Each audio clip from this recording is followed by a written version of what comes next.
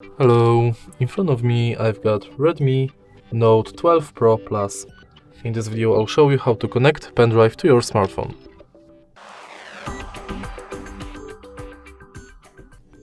In the beginning, make sure that your pendrive has a USB-C stick and then simply plug it to charging port in your smartphone.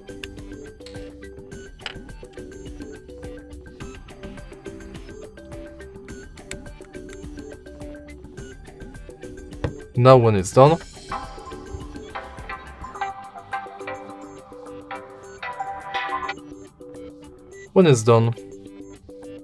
you can go to settings and let's try to find additional settings, and if there is no OTG function to enable, simply go to files. From the browse menu, you can manage the internal storage of your pendrive. And that's basically it.